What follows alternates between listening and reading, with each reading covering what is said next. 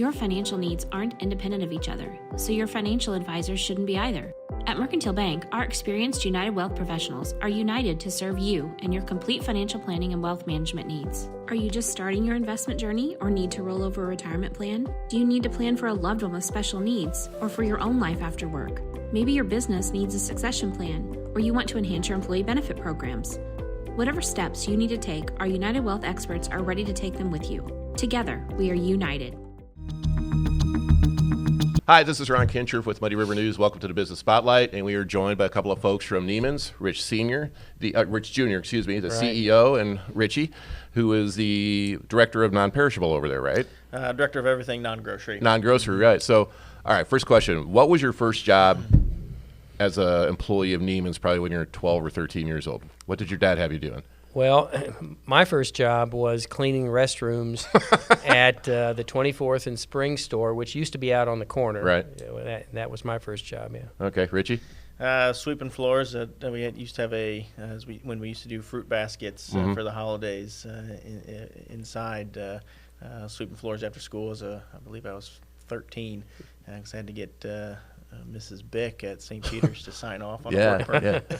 But you guys, I think you guys all had to work your way up doing a variety of jobs through the grocery store. I think that was important. I know it was important to your dad that you had to experience every part of the grocery store chain. Yeah. Is that pretty similar now to the way things are operating as new generations come through? In terms of family members? Yes. Yeah, what I've always told my kids is, as a dad, I'll give you a job, but in terms of what your career looks like, you have to earn every promotion just like anybody else, and that's very, very important. So, Richie, what was your transition from sweeping floors? I pretty much did it all. Of course, that many years ago, 20-some years ago, we were still nearly all grocery. So if it was in a grocery store, I probably did it from front-end work to perishable departments.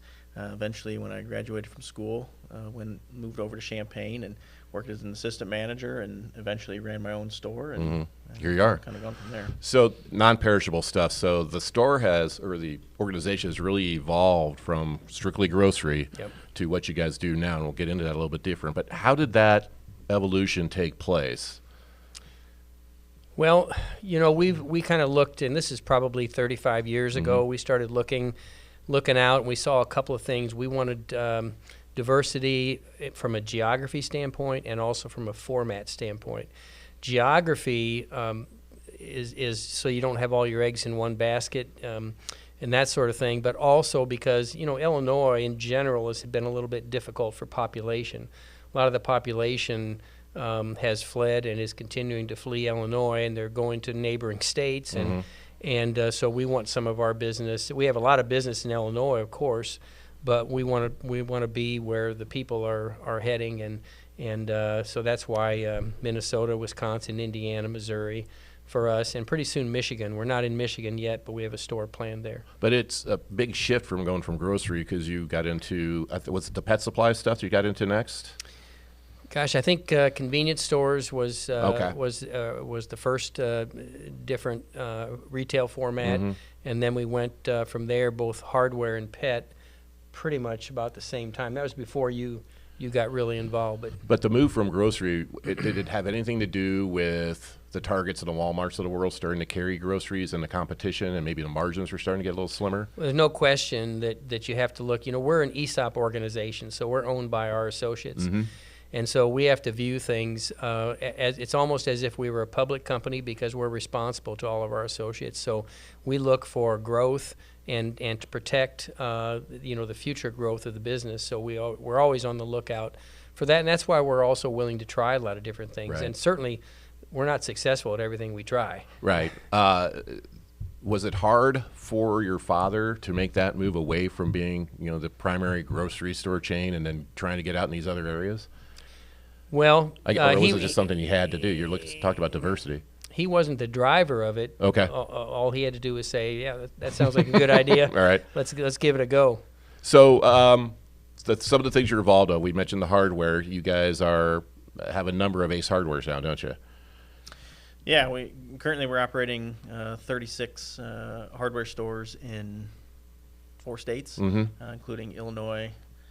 I guess it's 5: Illinois, Iowa, Missouri, Wisconsin, and Minnesota. In Minnesota, and these are all Ace Hardwares, right? Yep. And if I understand the evolution, they reach out to you, don't they?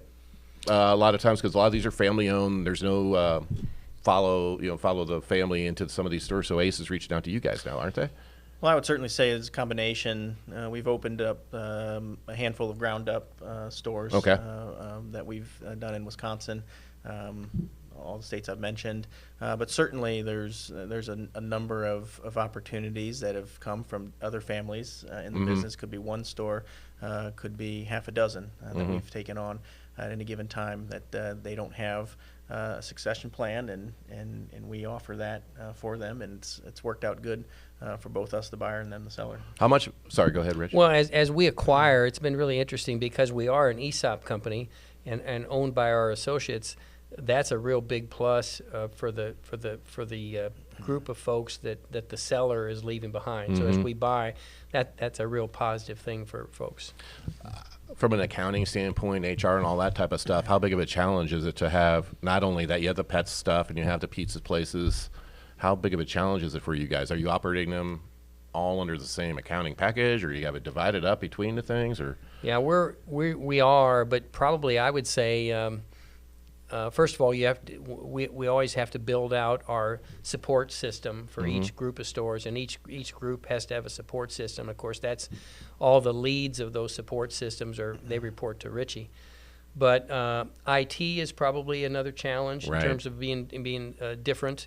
Accounting sometimes will offer a challenge because the businesses are so different. We do Little Caesars Pizza also, right? And so they're all a little bit different. Two of those groups of stores that we do are franchises. Little Caesars is a franchise, and Pet Supplies Plus is franchise. Now Ace Hardware is a co-op. Right. So they're all a little bit different. But do they all run their own packages as far as back ends? Or are you able to use what you guys have used for years with for the Niemann most stores? part, we certainly run them all under the umbrella of our organization, but certainly there are lots of challenges for all the above because nobody runs on the same POS, for example. Right. So it's a little bit unique, and we're probably unique. You're very unique in the country. With how we operate and have diversified, as Dad kind of said, both geographically as well as format. But it takes a heck of an IT team to pull all that together, and the other departments as well. You mentioned HR, but accounting, marketing, the whole thing presents a whole lot of challenges because nothing is exactly the same. So, Rich, where were you at when the company decided to do the hardware and the pet stores? Were you? I know you were part of the organization, but what position? Were you a part of those decisions that were being made at that time? Yeah, I was either CEO or president. But did you go home and go, "Oh my gosh, we're doing hardware now. What are we?" I mean, was it a type of thing like that, or were you? Well, I was the one who went out. Well, Richie probably can tell you that. I guess my perspective is, and certainly Dad was leading the charge along with our executive team as we kind of went out there and did. And I can remember because I was probably running either in school or running an individual store at the time. But I can remember when I would get some of that information. Hey, we're going to go do this, and it started out with one, right? And it was just a kind of hey, we've seen these. It looks like an opportunity. We can probably be good at that. I wouldn't say that any of these things started out with a great big vision necessarily to be maybe what we are, but it was, hey, we're going to try this, and then when we find success, I think then we're all in. And hardware has certainly been probably maybe our best example of that, but convenience stores, pizza and pet, I think are no different. But there's no doubt that it was purposeful, and then we've been successful, I think, with it. Well, I went out and just looked at concepts and settled on ACE and PSP, but looked at a whole number of concepts. PSP is Pet Supplies Plus. Pet Supplies Correct. Plus, yeah. And so we were looking for that. And the other advantage that this offers us when we go into a community, for instance, we went to Wisconsin, how many years ago was that? 4 years ago? Went to Wisconsin looking for a grocery site for Harvest Market. And we still don't have grocery there, but we've got 14 or 15 hardware stores. We got 9 pizza stores and 2 or 3 pet stores, but no grocery yet. And so and we also whether in some cases we own real estate that might be a strip shopping center, or someone else does, and we look for where the opportunities, where are the needs in that community, and then we might populate that whether it's ours or somebody else's center with more than one concept. So that also makes us attractive to developers, because if they're developing something and we can provide fill more than one need with one type of retail, then so they kind of look for us. Was there something about the way the franchises, PSP, Pet Supplies Plus, and Ace Hardware, the way they were ran, that attracted to you? Because what I like about the Ace Hardware is they're smaller hardware stores. They're Right. like your neighborhood hardware store, so to speak. Well, we believe, and we consider ourselves retailers now, not just grocers. So we Right. call ourselves retailers. But we believe as a group that all retail going forward has to be experiential. Just transactional retail is not going to be successful. Now, experiential can mean different things. If you've been in a harvest market of ours, that's experiential, off the charts. But hardware, as it is with Ace, is experiential also, because in some ways it's a throwback to the old days of that type of service. The folks that are in our Ace Hardware stores, they solve problems. You walk in and say, "Gosh, this is happening with my toilet. What do I need to do here?" And there's an old time, smaller hardware store feeling, and that's the experience part of what you get there. In the pet stores, you bring your pets in, you talk about pets. Our folks that are working there are really pet-centric people, and so so every type of retail has to be experiential in our mind in some fashion. And you went back to that with the store, the County Market store at 24th Street, 24th and Spring, right? Because that was a part of the move, was to experiential. Right. Am I wrong? That Okay. store, that's Right. correct. That's a Niemann store now. That's our second one of those that we've done. We've got another one in the queue right now, and in time there'll be more and more of those. You mentioned the Harvest Market. And how long have those guys been around? About 9 years. So what was the very similar thought process on bringing on the Harvest Markets versus the Aces and PSPs? Or The Harvest stores, and the closest one to Quincy is in Springfield, and then we're in Champaign, going to be in Indianapolis in 3 weeks. But that came about actually because we raise cattle, and that's the only way that concept would have been birthed, is Okay. because what we do in the Harvest Market stores is we connect people back to the land. And so we have relationships with producers and makers. Producers are people that grow things, makers are people that change value. And so we're a producer of beef. And so Jerry Kettler and I spent almost 4 years visiting producers and makers within 500 miles to develop these relationships.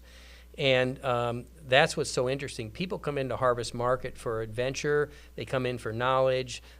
You can eat 5 days a week in Harvest Market and never be bored. It's just, there's so much creativity, but people want to know what's in their food. They want to know what's not in their food, and we give people information, and it's quite an interesting experience. We have live entertainment on Friday and Saturday nights. It's crazy. I mean, it's a whole different thing, but that is experiential to a degree that you don't see in grocery. We churn butter in those stores, but it's not about just churning butter.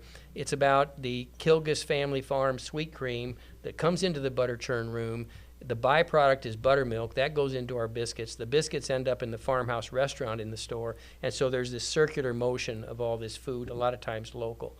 So it's a very unusual concept. But does it make it harder to purchase products for those stores because it's such a unique skill set that you're asking for your vendors? Yeah, and most. That's why you're not in it, Richie. No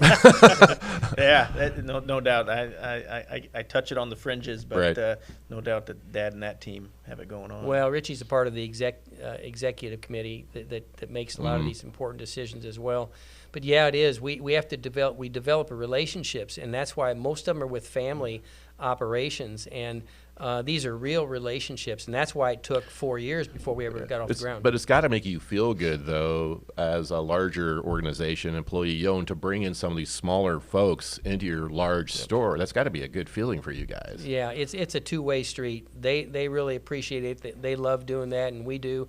A lot of times, and I don't want to get we're on to You're grocery fine. a lot, but that's kind of our core too. But yeah, a lot of times we'll go back to a family operation that might be growing one thing, and we'll say, look, you've got other family members. Is there something else you want to grow? Because if you'll grow it, we'll buy it. And I always tell these producers and makers out there, I'm not going to tell you what to charge us for your product, because there needs to be a sense of fairness to this. I say, look, if your product's got enough quality and the story's strong, and you tell us what do we need to pay for your product, we'll put our margin on it in the store. And if the quality's there and the story is there, our customers will buy it. We'll have an ongoing relationship. It's just as simple as that. We don't do the routine where we squeeze people. To get, Right. It wouldn't work if you did. No, we want it to be fair, and it's got to be an ongoing relationship. For the non-perishable, are you guys actively seeking new Ace Hardwares, new Little Caesars, or are you kind of waiting for those opportunities to come to you? No, Or a little of both? I would say a big part of what I do day in and day out is looking for those opportunities and actively and continue. There's not many days or weeks that go by that I'm not dealing with a potential acquisition or working on a grounds up project. Okay. We've always got something going on, and yeah, there's always negotiating in the pipeline. Some deals that we've done over the years might take a few months, and some take 8-10 years to come to fruition. One last question. What's going on at 48th and Broadway? I can't let you leave without asking about that. Yeah, we're still working on that. Oh, come on. You got to have an idea. We are. You wouldn't believe the number of rumors going around. You probably have heard them. I've heard some really good ones. I heard have that too. we were going to do a gentleman's club. I've heard that one. Yes. Yeah, I've heard all kinds, but we're not able to divulge that now. But we will redevelop that. So plans are basically. Okay. Do you know what you're doing? Or are you still working on that? Well, you don't have to tell me what you're doing, but we actually came. We got to the altar. Right. With a very detailed plan. Right. I know that. And we pulled back from that and are Correct. Reevaluating. But we are. But okay, go ahead. No, so you're not going to tell me if you have a game plan yet. Because okay. We're actively working on that, but Richie, but we're not ready. He's not going to give up the goods either. All right. Hey, thanks for coming in and sharing the story, guys. Yeah, absolutely. All right, Rich Niemann. This has been the Business Spotlight. Always good to see you. Always good. Brought to you by Mercantile Bank. I'm Ron Kinscherf from Muddy River News.